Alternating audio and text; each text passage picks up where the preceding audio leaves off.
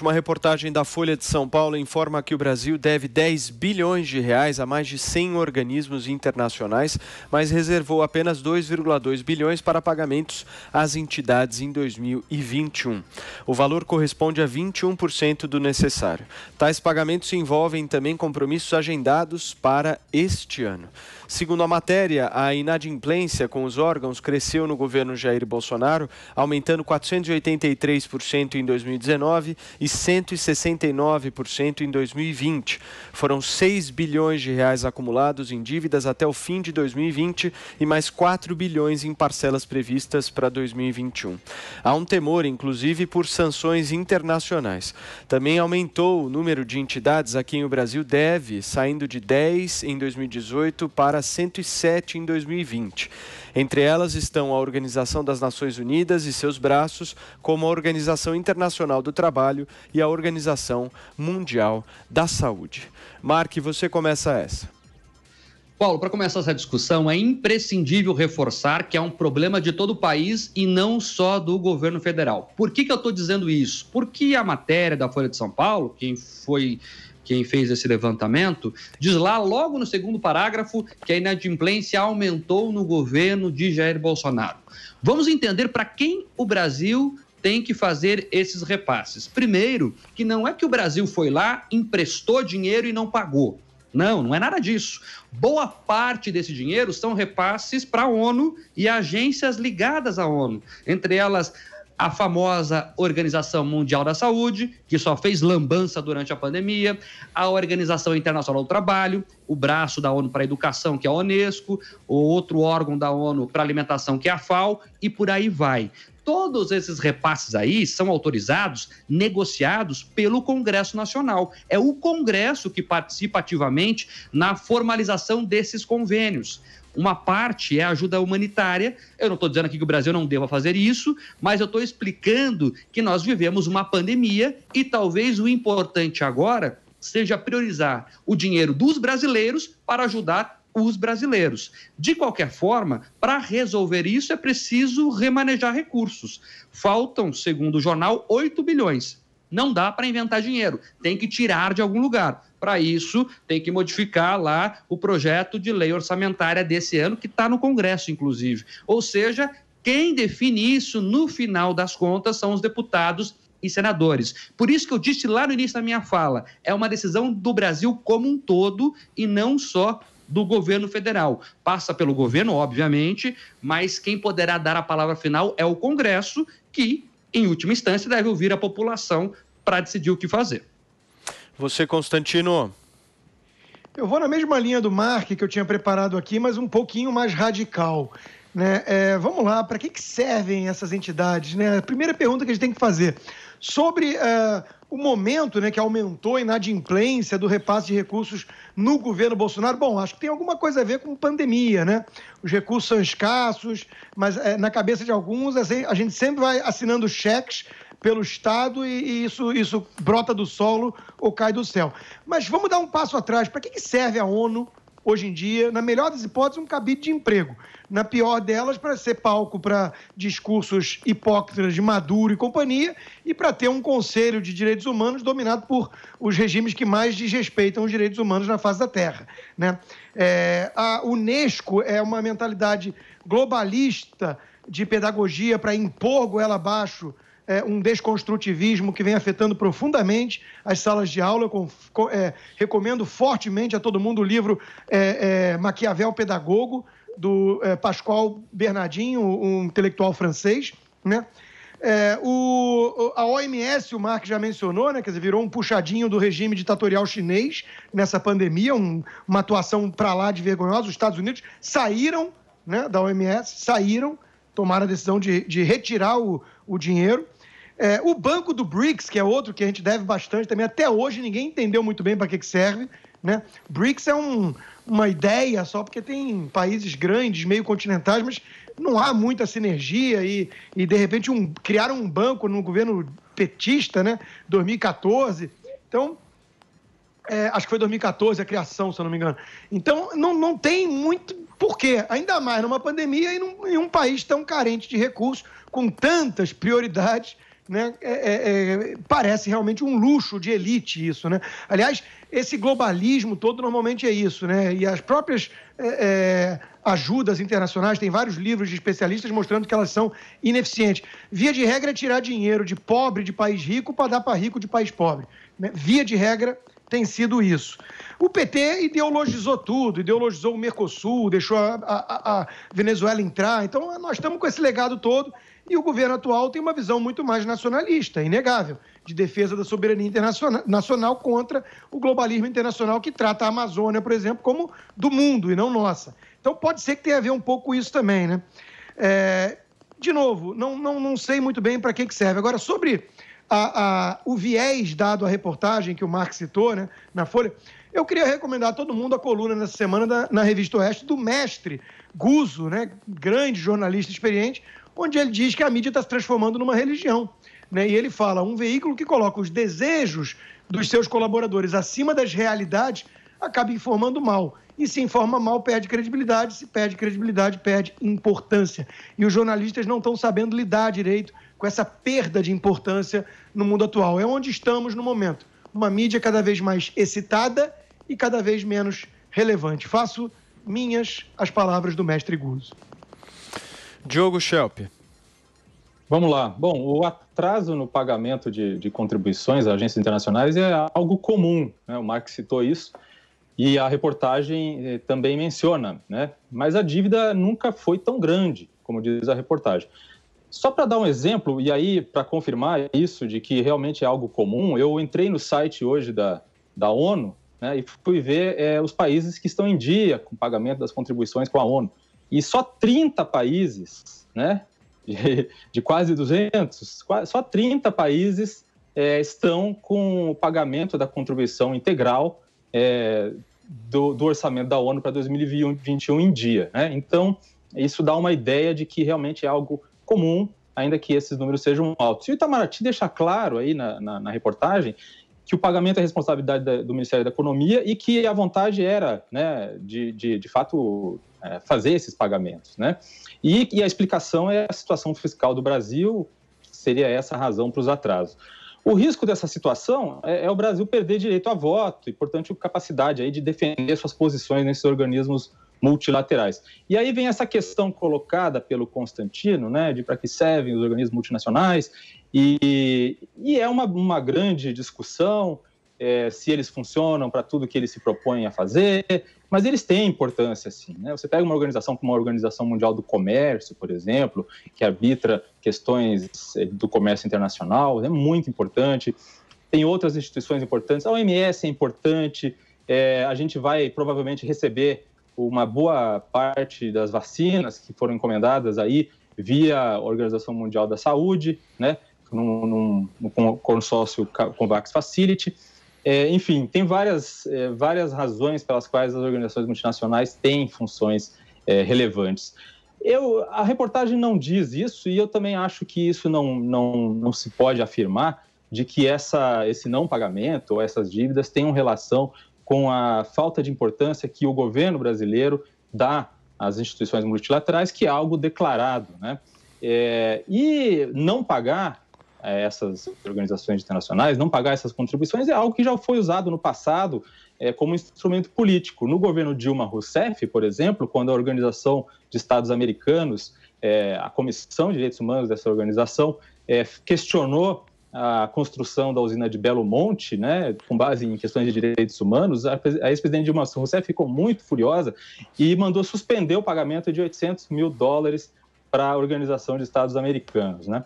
Sobre essa questão do globalismo que o Constantino falou, o globalismo é uma teoria conspiratória e é uma pedra angular da política externa do governo Bolsonaro. É o que norteia o posicionamento internacional do governo. E é a primeira vez na história brasileira que uma teoria conspiratória determina os rumos da nossa política externa. Essa teoria conspiratória consiste na seguinte narrativa, que é uma narrativa inventada, de que há um complô de diplomatas internacionais e a China para impor a lei internacional aos povos e infiltrar o comunismo nas nações. É basicamente isso. Essa narrativa está em discursos do chanceler Ernesto Araújo, está em tweets do Eduardo Bolsonaro, o deputado federal e filho do presidente, e outros integrantes do governo e outros influenciadores digitais. E como toda teoria conspiratória, ela tem um ou mais conspiradores, né?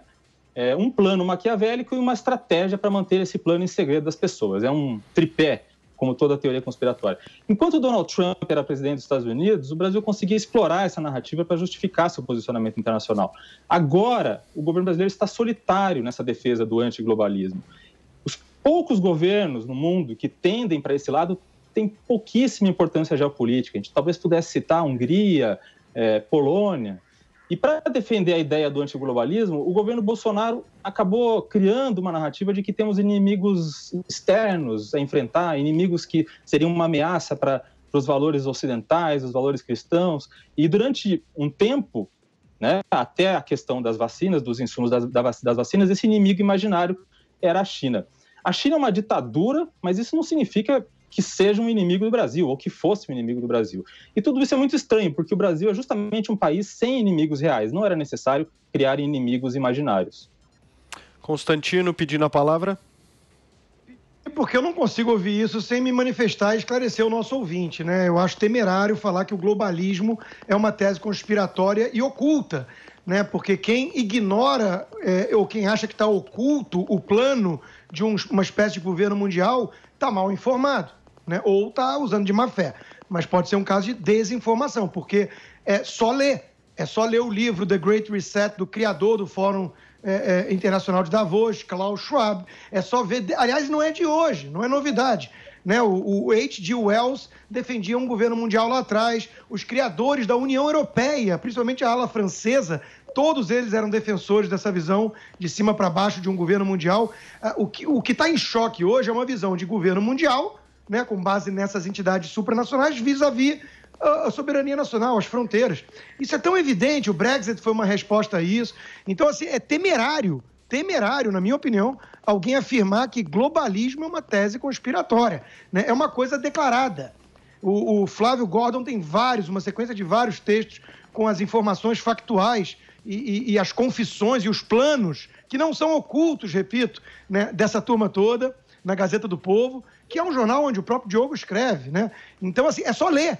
É só escutar o que eles estão propondo, falando. E depois da pandemia, ainda por cima, alguém ainda falar que não existe um projeto desses, depois do que fez a OMS, depois do que nós estamos vendo, né, em relação a tudo isso ser imposto e as liberdades e a própria democracia das nações ameaçadas com essa imagem de um globalismo que vem de cima para baixo, é uma coisa assustadora. Então, desinformação não, pelo amor de Deus, é só ir pesquisar. Tem muito material sobre o que é um projeto de governo mundial, a nova ordem mundial, o globalismo, essa história de você usar essas entidades como a própria OMS para solapar as liberdades dos próprios países. Eu quero só lembrar quem é o Tedros Adhanom, né? O que comanda a OMS. Né? Ele é um marxista revolucionário da Etiópia. Diogo. O Brexit foi uma reação da população britânica contra o que os incomodava muito, que era a burocracia da União Europeia, uma percepção de que essa burocracia prejudicava a economia britânica, também uma reação à entrada, por exemplo, de imigrantes vindos de outros países da União Europeia, uma questão ali de identidade nacional que foi importante, e uma reação à globalização econômica, né? Então, essa ideia de integração do mundo, que é uma coisa que, de fato, afeta muitas pessoas, provoca muitas mudanças econômicas, e essas preocupações dessas pessoas são legítimas, né? São preocupações legítimas, preocupações que dizem respeito à identidade nacional ou que dizem respeito a questões econômicas, como o emprego. Mas essa teoria conspiratória, da qual, pelo visto, o Constantino também faz parte, né, que ele também promove, essa teoria conspiratória não se resume a essas questões que o Brexit apontava, né? Ela consiste nesse tripé que eu falei, que é essa ideia, e a gente pode falar das palavras do chanceler Ernesto Araújo, ele fala tanto em marxismo cultural, por exemplo, que é outra criação, que é esse plano, né? Então, é o tripé é o pé do plano desse tripé da teoria conspiratória, e a ideia de que a China quando se fala, por exemplo, da OMS, que se critica a influência da China na OMS, procura-se intensificar essa ideia de que a China e os diplomatas internacionais estão em um complô para impor esse tal de marxismo cultural, que é também uma criação dessa teoria toda. Constantino, muito breve, por favor. Muito breve, eu só posso mandar o Diogo estudar um pouquinho, né? Pelo amor de Deus, agora até o marxismo cultural, que é um negócio muito documentado, virou uma tese conspiratória. Só queria deixar claro aqui, para não confundirem, pelo amor de Deus, globalismo com globalização, né? Eu tenho um vídeo no meu canal explicando isso no YouTube.